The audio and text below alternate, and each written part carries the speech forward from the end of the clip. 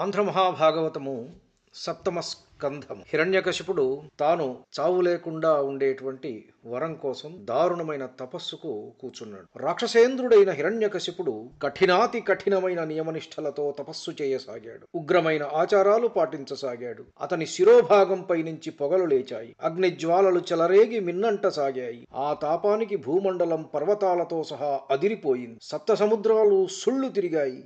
చుక్కలు చెదిరిపోయాయి. దిక్కులు గ్రహాలతో సహా చిన్న భిన్నములై మండి మాడిపోసాగాయి. ప్రాణికోటి గుండెలు దడదడలాడాయి. ఈ విధంగా మూడు లోకాలను తల్లడిల్లజేస్తున్న దానవేంద్రుని ఉగ్రమైన తపస్సును దేవతలు భరించలేకపోయారు. వెంటనే వారు స్వర్గలోకం విడిచిపెట్టి బ్రహ్మలోకానికి పరుగులెత్తారు. వేదమూర్తి అయిన చతుర్ముఖునకు నమస్కరించి తమ మనస్సులోని బాధను విన్నవించసాగారు. కారుణ్యనిధి కమలాసన, దితికుమారుడైన హిరణ్యకశిపుడు ఘోరమైన తపస్సు చేస్తున్నాడు. ఆ తపస్సు యొక్క వేడిమికి మేము తాళలేకపోతున్నాము. కోలాహలంగా ఉన్న అమరావతిలో ఇక ఉండడానికి భయంగా ఉన్నది. అన్యథా మాకు గతి లేదు. మాకు నీవే శరణు. దేవా పితామహ, ఇంక సందేహం ఏమాత్రమూ లేదు. ప్రళయం ముంచుకు వస్తున్నది. ముల్లోకాలను సంహారం చెయ్యడానికో, అమరులను అణచివేయడానికో, వేదశాస్త్రాలను వినాశం చెయ్యడానికో వాడి ధ్యేయం ఏమిటో గాని హిరణ్యకశిపుడు భయంకరమైన తపస్సు తలపెట్టాడు. లోకాలు నాశనం కాకుండా వాడు తపస్సు విరమించేలాగా లేడు. ఆర్తత్రాణపరాయణ అరవిందాసన, దీనికి నీవే ప్రతీకారం ఆలోచించి మమ్మలను రక్షించాలి. ప్రభూ, నీవు మహనీయమైన తపోబలంతో జగత్తును నిర్మాణం చేసి ఈ దేవాధీశుల కంటే గొప్ప కీర్తి ప్రతిష్టలు సంపాదించావు. ఆ విధంగానే ఆ దానవుడైన హిరణ్యకశిపుడు తన తపోనిష్ఠా మహిమ చేత ప్రస్తుతం ఉన్న ఈ జగత్తును నాశనం చేసి మరొక కొత్త ప్రపంచమును సృష్టించాలని, ఆ శక్తి ఈ తపోబలంతో సంపాదించుకోవాలని చూస్తున్నాడు. అంతేకాదు, కాలాధీనులైన జీవులకు శాశ్వతత్వం లేకపోవడం వల్ల తపోయోగ సమాధి బలంతో తాను శాశ్వతత్వం పొందాలని అతడు కఠోరమైన పట్టుదలతో ఉన్నాడు అని చెప్పి దేవతలు ఇంకా ఇలా అన్నారు. భువనేశ్వర, ఆ దానవేశ్వరుడు నీ మహోన్నతమైన బ్రహ్మపీఠమును, నీ అపారమైన ఐశ్వర్యమును, నీ విజయ సంపదను లోకులపాలు కాకులపాలు చేయడానికి కంకణం గట్టుకున్నాడు. కాబట్టి వెంటనే ఆ రాక్షసుని తపస్సును నివారించు, దయచేసి లోకాలను సంరక్షించు అని దేవతలు విన్నవించగా విధాత విన్నాడు. ఆయన మనస్సు కరుణతో కరిగిపోయింది. స్వయంభువుడైన చతుర్ముఖుడైన ఆ భగవానుడు సమస్యకు పరిష్కారం ఆలోచించాడు. భృగుదక్షాదులను వెంటబెట్టుకుని మందర పర్వతంపైకి వచ్చి చూశాడు. అక్కడ హిరణ్యకశిపుడు కఠోర నియమాలతో తపస్సు చేస్తున్నాడు. అతని శరీరమంతా చీమలు వ్యాపించి మజ్జ మాంసాలను చర్మమును కొరికివేస్తూ రక్తమును పట్టి పీలుస్తున్నాయి. అయినా చలించడం లేదు ఆ రాక్షసుడు. అతని శరీరంపై పుట్టలు పెరిగాయి. దానిపై గడ్డి దుబ్బులు గట్టాయి, వెదుళ్ళు లేచాయి. దానవేంద్రుడు పుట్టలో ఉన్న తపస్సు వల్ల కలిగిన అపూర్వమైన కాంతులతో ప్రకాశిస్తూ ఆకాశంలో దట్టమైన కారుమబ్బుల మధ్య కప్పబడిన కమలబాంధవునిలాగా ఉన్నాడు. అటువంటి హిరణ్యకశిపుణ్ణి చూసి విధాత విస్మయం చెందాడు. కొంతసేపటికి చిరునవ్వుతో ఇలా పలికాడు. ఓ రాక్షసేంద్ర, నీలాగా ఈ విధంగా ఉగ్రమైన తపస్సు చేసిన వారు పూర్వకాలంలో ఎవరూ లేరు, ముందు కాలంలో ఎవరూ ఉండబోరు. నీ తపస్సమాధికి నిష్ఠకు సంతోషించాను. దానవోత్తమ, నీకేం కావాలో కోరుకో, అనుగ్రహిస్తాను. అనవసరంగా ఆయాసపడటం దేనికి? అసంఖ్యాకంగా ఈగలు చీమలు మూగి నీ శరీరంలోని మజ్జ మాంస రక్తాలను పీల్చి పిప్పి చేశాయి. నీవు చిక్కి శల్యావశిష్ఠుడవైనావు. నీపై పుట్టలు కట్టి గడ్డి పెరిగి వెదుళ్ళు మొలిచాయి. అయినా నీవు చలించలేదంటే నీ మనోనిగ్రహం ఎంత గొప్పదో, ఎంతటి స్థితప్రజ్ఞుడవో తెలుస్తున్నది. నీ ప్రాణాలు ఎలా నిలిచాయో పరమాశ్చర్యంగా ఉన్నది. సడలిని పట్టుదలతో తపస్సు చేశావు. అన్నపానీయాలు మానివేశావు. ఒకటా రెండా 100 దివ్య సంవత్సరాలు ప్రాణాలు నిలుపుకోవడం అన్యులకు అసాధ్యం. ఉగ్రమైన తపస్సులో మమ్మల్నే నీవు గెలిచావు.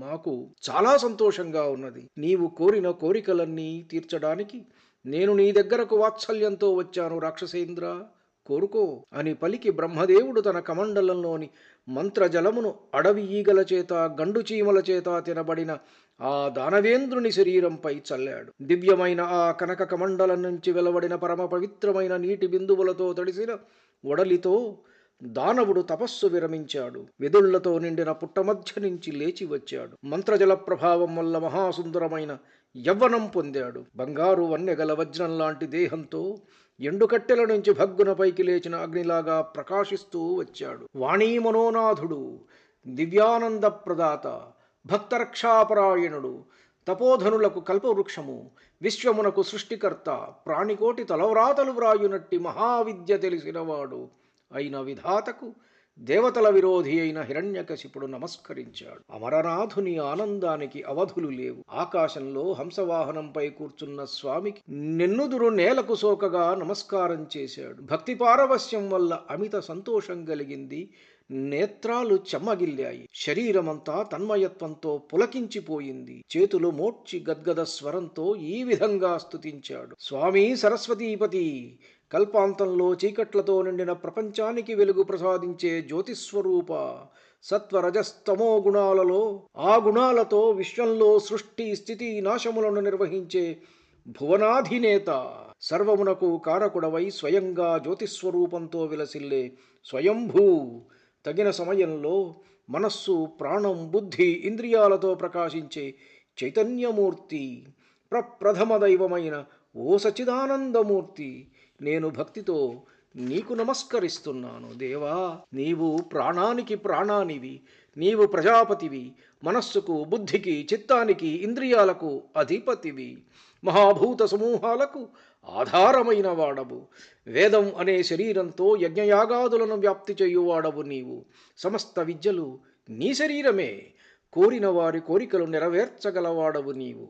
ఆత్మతత్వమును తెలుసుకునగోరే వారికి మూలమైన ఆత్మవు నీవు. కాలస్వరూపుడవై జనులకు ఆయుస్సును నశింపచేయునది నీవు. జ్ఞానమూర్తివి నీవు, విజ్ఞాన ఖనివి నీవు, ఆద్యంతములు లేనివాడవు నీవు. నీవు జీవుల అంతరాత్మవు, త్రిమూర్తులకు మూలమైన పరమాత్మవు నీవు, జీవకోటికి జీవాత్మవు నీవు, సర్వమూ నీవే కాదా దేవా? నీవు లేనిదేదీ లేదు, నిన్నెవరూ అర్థం చేసుకోలేరు.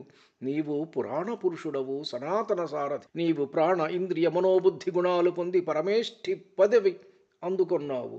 నీవు స్థూల శరీరంతో ఈ విధంగా విస్తరిస్తావు. భగవానుడవైన నీకు అనేక వందనాలు. భక్తవరద, కరుణాసముద్ర, కోరిన వారికి కోరికలు నైపుణ్యంతో ఇచ్చి కాపాడటంలో నీ సాటి ఎవరూ లేరు. ఎవరూ భక్తులపై నీవలె వాత్సల్యం చూపలేరు. నా కోరికలు తప్పకుండా అనుగ్రహిస్తానంటే నేను కోరుకుంటాను. దేవా, విధాత, అభయప్రదాత, గాలిలో గాని, ధూళిలో గాని, నిప్పులో గాని, నీళ్లలో గాని, నింగిపై గాని, నేలపై గాని, ఏ దిక్కు నుంచి, ఏ మూల నుంచి, రాత్రి గాని, పగలు గాని, చీకటిలో గాని, వెలుగులో గాని నన్ను మృత్యువు చేరరాదు. రాక్షసుల చేత గాని, దేవతల చేత గాని, మృగాల చేత గాని, నరుల చేత గాని, నాగేంద్రాల చేత గాని నాకు మరణం సంభవింపకూడదు. ఎటువంటి యుద్ధంలోనైనా ఏ అస్త్రం శస్త్రం చేత కూడా నేను చంపబడకూడదు. అటువంటి మరణం లేని జీవితం నాకు ప్రసాదించు ప్రభు. గాలింగుంభిని నగ్ని నంబువులనాకాశస్థలిన్ దిక్కులన్ రేలన్ ఘస్రములందమ ప్రబల భూరిగ్రాహ రక్షో మృగన్వ్యాళాదిత్య నరాది జంతు కలహవ్యాప్తికిన్ సమస్తాస్త్రశస్త్రాళిన్ మృత్యువులేని జీవము లోకాధీశ ఇపింపవే. దేవా, నాకు యుద్ధాలలో ఎదురులేని పరాక్రమం కావాలి. దిక్పాలకులను తలదన్నే ఘనత రావాలి. నేను 3 లోకాలపై దిగ్విజయం సాధించాలి. అట్టివరాలు అనుగ్రహించు అని రాక్షసపతి కోరగానే అతని తపస్సుకు సంతసించిన సరస్వతీపతి కరుణించి దుర్లభాలైన ఆ వరాలన్నీ ఇచ్చి ఇలా హెచ్చరించాడు. నాయనా కశ్యప కుమార, ఇలాంటి వరాలు ఎవరికీ పొందడానికి సాధ్యమైనవి కావు. పూర్వం ఎవరూ ఈ వరాలను కోరలేదు, నేను ఇయ్యనూ లేదు.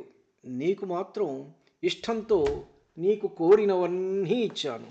సుబుద్ధివై, సుగుణవంతుడవై జాగ్రత్తగా క్షేమంగా జీవించు. అన్నా కశ్యపపుత్ర దుర్లభములీ అర్థంబులెవ్వారికిన్ మున్నెవ్వారలు కోరరీ వరములన్ మోదించి తిన్నీయడన్ నన్నుంగోరిన వెల్లనిచ్చితి ప్రవీణత్వంబుతో బుద్ధి సంపన్నత్వంబున నుండు మీ సుమతివై భద్రైకశీలుండవై అని బ్రహ్మవానికి దివ్యమైన వరాలు ప్రసాదించాడు. అప్పుడు హిరణ్యకశిపుడు ఆనందంతో ఆ స్వామిని పూజించాడు. ఆ తరువాత దేవతల బృందాలు ప్రశంసిస్తుండగా విధాత సత్యలోకానికి వెళ్ళిపోయాడు.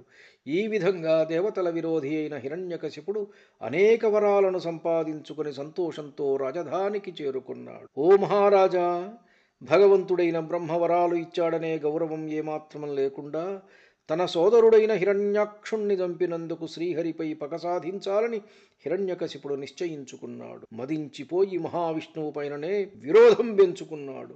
ఇక ఆ దానవుని దుశ్చేష్టలు భరించడానికి వీలు లేకుండా పెచ్చు పెరిగిపోయినాయి. ఒకనాడు గంధర్వులను సంహరిస్తాను అంటూ బయలుదేరతాడు. మరొకనాడు దేవతలను తరిమి కొడతాడు. నాగరాజులను భోగాలకు దూరం చేస్తాడు ఒకసారి. గ్రహాలను ఆగ్రహంతో కట్టిపడేస్తాడు మరొకసారి. యక్షులను శిక్షిస్తాడు ఒక తడవ. పక్షిరాజులను పట్టుకుంటాడు మరొక తడవ. ఒకనాడు ప్రసిద్ధులైన సిద్ధులను బంధిస్తాడు. మరొకనాడు మానవులకు గర్వభంగం చేస్తాడు. ఒక మాటు కిన్నరులను, విద్యాధరులను, ఇంకొక మాటు సాధ్యులను, చారణులను, మరొక మాటు భూతాలను, ప్రేతాలను, పిశాచాలను, వేరొక మాటు అడవి జంతు సమూహాలను సంహరించి వేస్తాడు. ఈ విధంగా దుస్సహమైన పరాక్రమంతో హిరణ్యకశిపుడు ప్రాణికోటిని పీడించసాగాడు. వరం పొందిన గర్వం వల్ల అతని కళ్లకు పొరలు కమ్మాయి. ఆ దానవుడు మహాకోపంతో ప్రహరీ గోడలపైనున్న బురుజులతో సహా పెద్ద పెద్ద కోటలను కూల్చివేశాడు. చుట్టూ రాక్షస బలమును మోహరించి దిక్పాలకులపై దాడి చేశాడు. వాళ్ల రాజధానీ నగరములను ఆక్రమించాడు. ఈ దానవుడి ధాటికి రాత్రింబవళ్ళు లోకాలు కృశించిపోయాయి. దిశలు దుర్దశను పొందాయి. సృష్టి సమస్తము నిరంకుశుడైన ఆ నిశాచరుని శాసనానికి వశమైపోయింది. లోకమంతా అతిదీనంగా అతని ఆజ్ఞకు కట్టుబడిపోయింది. ధన్యుణ్ణి. నమస్కారం. మీ ఊటుకూరు జానకి రామారావు.